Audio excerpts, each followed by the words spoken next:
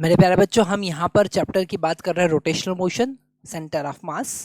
Okay तो यहाँ पर सेंटर ऑफ मास से रिलेटेड हमारी स्क्रीन पर क्वेश्चन है। क्वेश्चन में गिवन है, consider two blocks A and B of mass m1 is equal to 10 kg and m2 is equal to 5 kg, okay, are placed on frictionless table।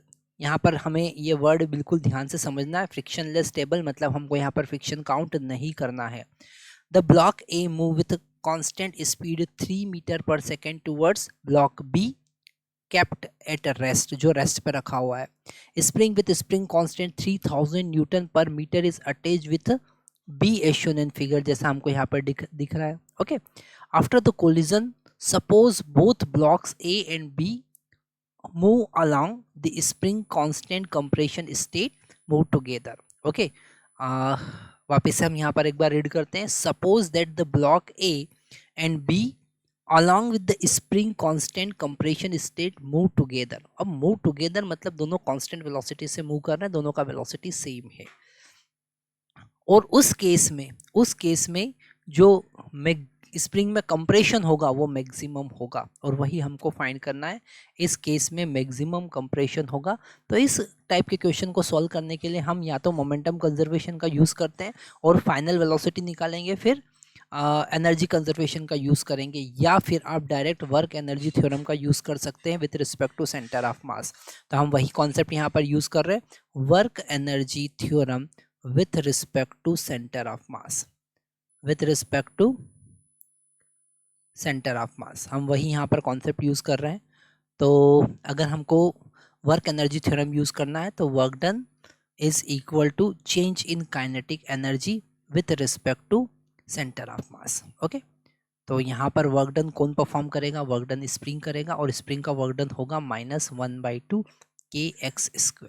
Okay, और यहाँ पर अगर हम काइनेटिक एनर्जी कंजर्वेशन की बात करें, sorry change in kinetic energy की बात करें, तो हमको यहाँ पर रिड्यूस मास का कॉन्सेप्ट यूज़ करना पड़ेगा।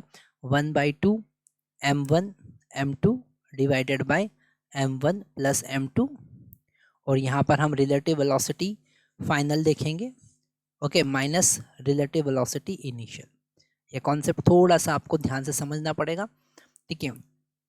अब यहाँ पर रिलेटिव वेलोसिटी फाइनल जो है वो 0 होगा क्योंकि दोनों साथ में मूव करने लगे।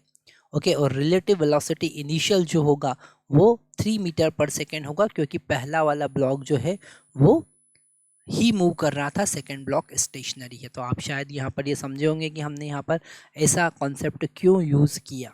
ओके, क्योंकि यहाँ पर इनिशियली एक ही ब्लॉक मूव कर रहा था, तो रिलेटिव वेलोसिटी उनका कितना था? 3 मीटर पर सेकेंड, और फाइनल दोनों साथ में मूव करने लगे तो रिलेटिव वेलोसिटी वहाँ पर 0 हो गया।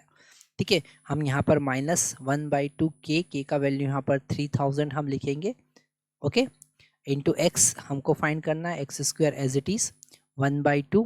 m1 का वैल्यू यहाँ पर हमारे पास 10 है, m2 का वैल्यू 5 है, दोनों को ऐड करेंगे 10 + 5 यहाँ पर हमको मिलेगा 15, और माइनस यहाँ पर फाइनल वेलोसिटी रिलेटिव वेलोसिटी 0 होगा और इनिशियल रिलेटिव वेलोसिटी 3, तो 3 का स्क्वायर हम लिख देंगे।